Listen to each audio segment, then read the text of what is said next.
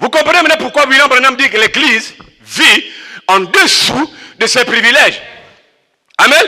Quand Dieu est en train d'agiter quelque chose, l'Église ne voit pas l'agir. On appelle quoi l'agitation, bon, d'accord. Et même quand on dit de la chose que Dieu est en train de faire.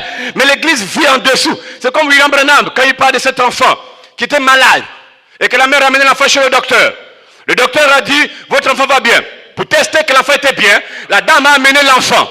Gloire à Dieu. Dans des jouets, des choses qui peuvent manifester, booster un enfant. Et même elle a mené l'enfant et met dans un magasin spécial de jouets. Et ce que Dieu fait maintenant, il nous amène dans un endroit où la parole est dévoilée. Mais la personne est assise, elle rêve, elle regarde. Est-ce que c'est moi qu'on prêche? Est-ce que ça c'est moi? Mon Dieu, je suis dans quelle église ce matin? Ça veut dire que ça ne t'appartient pas. Quand la parole est libérée, c'est pour toi que nous prêchons. Les démons ne peuvent pas te bloquer. Au lieu de regarder comme ça, je suis où c'est, je regarde qui, ça c'est le qui prêche là, mais est-ce que tu ne me connais pas?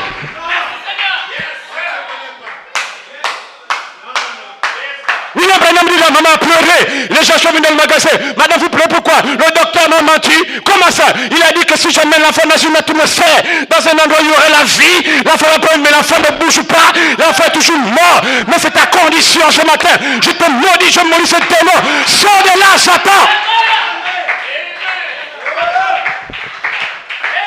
Vous devez comprendre que quand vous venez dans cette église, il y a une onction qui doit te délivrer. Le diable ne peut pas te lier, le diable ne peut pas te bloquer. Et il n'y a pas un démon ce matin qui va empêcher Dieu de te bénir ce matin. Je maudis ce démon. Sors de là.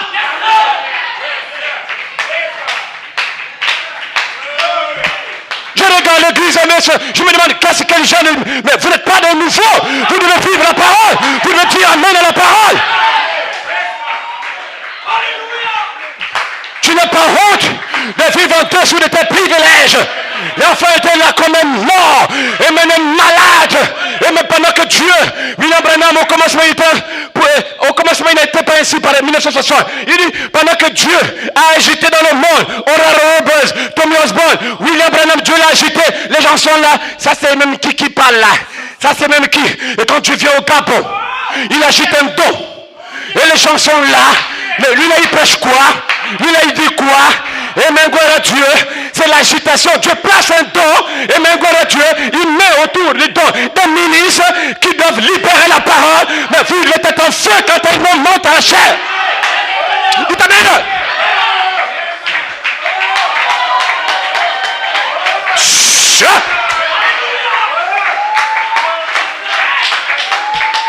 Maintenant je peux ouvrir le ciel et Dieu te fasse ta bénédiction ce matin parce que tu dis amen. L'Esprit de Dieu va te sceller parce que tu dis amen. Tu sortiras délivré. Je maudis la culpabilité. Il n'y a plus de condamnation pour ceux qui sont en Jésus. Reçois la délivrance. Je maudis ce démon. You are free.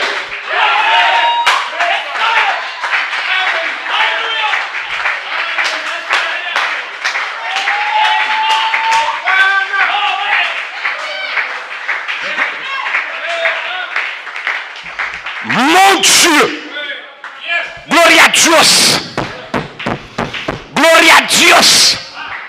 ¿Qué pasa? ¿Qué pasa? ¿Qué pasa? Mon Dieu, on ne parle même plus en français. Praise God. L'onction peut te dire.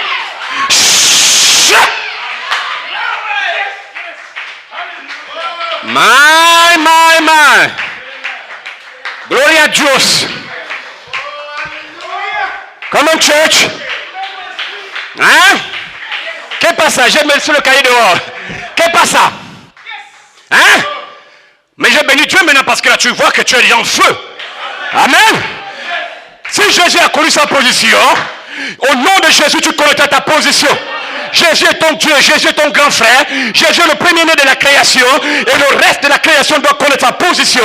Et quand vous connaissez votre position, Branham doit se manifester sur la terre. Il n'y a pas deux poids, deux mesures. C'est ça ou c'est pas ça? Alors quand tu connais ta position c'est que tu es Dieu. Ta position c'est que tu es un fils de Dieu. Voilà pourquoi quand vous connaissez ça, les théophanies doivent se manifester sur la terre. Laissez-moi vous dire une chose encore. William Branham, ce qu'il faut pour triompher de toute incrédulité notre foi, 29 juillet 63. Non, 1960. Comme maintenant, Dieu, en parlant à l'homme, il pousse dans l'homme, il lui donne une ambition. Il lui donne un objectif. Il lui donne la foi. Pourquoi Dieu te donne la foi? William Branham dit, Dieu te donne la foi pour accomplir, pour réaliser l'objectif de ta vie. Et quel est l'objectif de ta vie? Ce à quoi Dieu t'a appelé. Pourquoi Dieu t'a appelé? Pour être parfait sur la terre. Pourquoi Dieu t'a appelé? Pour être un Dieu sur la terre. Pourquoi Dieu t'a appelé? Pour être dans le corps mystique de Jésus-Christ sur la terre. Quel démon peut te résister? Dites-moi d'abord, quel démon? Il ne voit pas le sexe, il ne voit pas les mini-jupes. Non, ça c'est pas ce que Dieu voit. Dieu voit un peuple adopté au Gabon. Dieu voit des fils de Dieu manifestés. Et c'est là où est le problème, frère Ben, c'est là le problème. Le monde entier, les églises du message, partout, quand nous parlons des fils de Dieu, amen, pour nous tous à l'époque, moi-même qui vous parle, une fois que je suis déjà dans l'église, je suis fils de Dieu. C'est des erreurs. Seigneur, que Dieu nous aide. Amen. Il faut que je avance, il ne doit pas être court. Je ne serai pas aussi long. Amen. Quand les anges apparaissent, il y aura une manifestation des fils de Dieu sur la terre. Plusieurs personnes croient, pensent que les fils de Dieu en question, c'est des êtres humains qui vont dans des églises de membres, des églises du message, qui ont des Bibles, qui ont des brochures, qui ont des bandes. Ils appellent ça les fils de Dieu. Parce que je prends ma Bible, je prends une brochure, fils de Dieu, bonjour. Ce n'est pas ça dont la Bible va dévoiler ce matin. Parce que dans les églises locales, il y a des démons assis dans l'église. Il y a des voleurs dans l'église. Il y a des bandits dans l'église. Il y a des fornicateurs dans l'église. On ne peut pas appeler une bande de démons comme ça des fils de Dieu. Judas Iscariote était dans une église du temps de Jésus, mais il ne pouvait pas être un fils de Dieu. Mais c'est quoi alors un fils de Dieu? Donc je bénis Dieu que ce matin, vous devez avoir une révélation de ce qu'est un fils de Dieu. Est-ce que vous le croyez d'abord? Voilà pourquoi la même citation, j'aime cette écriture, Matthieu 24, quand Jésus était sur la terre, il a libéré des semences qui doivent être prêchées en saison. Il a prêché des mystères que même William Branham, même les sceaux, depuis l'époque de Jésus, il a prêché ça, mais c'était scellé. Vous prenez Matthieu 24, William Branham libère beaucoup les sceaux à l'intérieur. Tous les sceaux ont été parlés même avec Jésus, mais c'était scellé. William Branham dit, même Jésus a parlé de ça, mais il ne pouvait pas permettre que d'autres personnes le voient. S'il n'avait pas ouvert les yeux, on ne pouvait pas lire. Mais on bénit Dieu parce qu'il a ouvert les yeux d'un prophète. C'était lui l'œil qui avait la capacité de vous montrer des choses. Amen. Jésus a dit dans Matthieu 24, moi Jésus, je vous enverrai des anges, amen, et ils vont rassembler les élus aux quatre coins de la terre.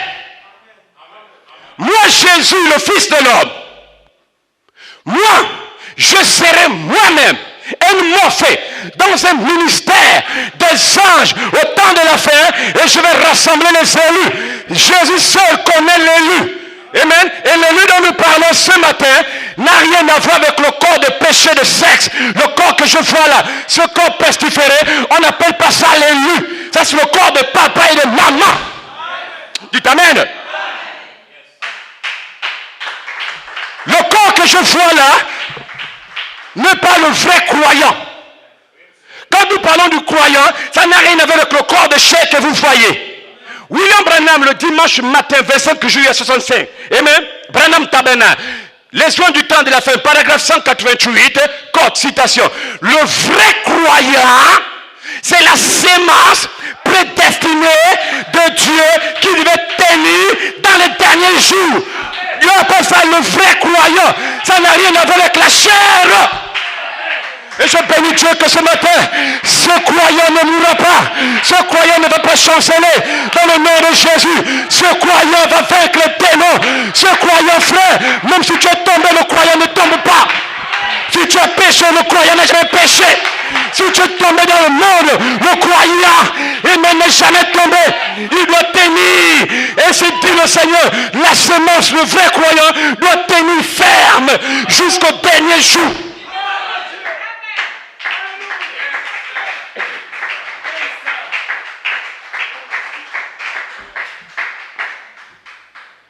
Gloire à Dieu. J'ai aimé la citation là. Quand je l'ai découvert, j'ai dit merci Seigneur. Ça fait la joie. Amen. Le croyant, non, je suis croyant. Ah, il y a même encore un frère. Je suis croyant du message, que Dieu ait pitié de toi. Qu'est-ce que tu parles? Tu es croyant de quel message? Le vrai croyant tient ferme. Épreuve, galère, souffrance, chômage. Le croyant dont Dieu a dit à Abraham, l'homme là, il ne chavire pas, il ne chancelle pas, il tient ferme. Quand bien même le corps pleure, le corps gémit, le corps fait ceci, le croyant, toi, te dit, ferme ta bouche. Pourquoi pleurer, pourquoi crier? Par la parole. Et même voilà, Dieu ne t'a pas appelé. Et même pour pleurer, ça veut dire que tu minimises le croyant en toi. Ça veut dire que tu ne connais pas ce qu'est le croyant. Mais ce matin, dans le nom de Jésus, je te parle maintenant. Lève-toi. Oh, je me demande si l'église me suit en ce moment. Amen. Parce qu'il y a un moment, l'humain qui pleure. Il y a le côté humain, mais quand le croyant en Jésus étant un homme, 100% homme, 100% Dieu, l'humain a pleuré devant Lazare. Mais le croyant dit, arrête de pleurer Jésus. On ne pleure pas dans les situations. Il a essuyé les larmes. Et même le croyant l'a réconforté. Et le croyant a dit à Jésus, regarde qu'est-ce qu'il y a, il y a un caillou. Dis aux gens d'enlever la pierre. Ôte la pierre. Ôte la pierre. Et ce matin, j'ai un travail ce matin. Je vais ôter la pierre d'incrédulité en toi. Et l'ange, la charité, va descendre. Il va sceller ton âme. Il va te dire, sors. Et si tu ne veux pas sortir, c'est toi-même déjà. Mon travail, c'est d'enlever les pierres. Mon travail, c'est d'enlever l'incrédulité. Mon travail, c'est de te dire, ne fais pas ceci, ne fais pas cela. Mais quand tu vas entendre la voix de ton Père t'appeler, et mon gloire à Dieu, tu dois sortir du péché.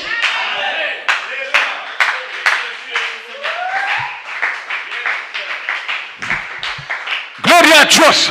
Est-ce que vous le croyez d'abord? Donc, l'élu, c'est la sémence, parole, parlée par William Branham. Voilà pourquoi je prêche ce matin, pour que toi ici à l'église, tu dois connaître et savoir que tu es les paroles du livre libéré par le prophète de Dieu sur la terre. Et tu dois comprendre encore une chose. Et même, gloire à Dieu, comme le pasteur Elie 12 ans disait dans la bande, vous devez comprendre, gloire à Dieu, que quand les anges là sont arrivés, le 28 février 63, gloire à Dieu, et même, quand ils ont ouvert le sceau, nous, on était cachés sous le 7e sceau. Ils ont ouvert. Et quand ils ont ouvert les sceaux, et même, nous sommes sortis sous le 7e sceau, sous la forme de la parole. Donc, comprenez l'église ce matin, que quand les anges viennent rassembler les élus, ils ne rassemblent pas les membres d'église du message.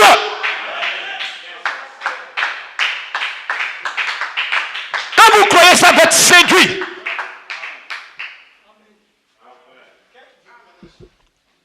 Vous devez avoir peur, non pas de l'église catholique. Il ne faut pas avoir peur de Béthanie. Ayez peur des églises du message. Le diable a plus tourné là-bas que dans les églises qu'on connaît.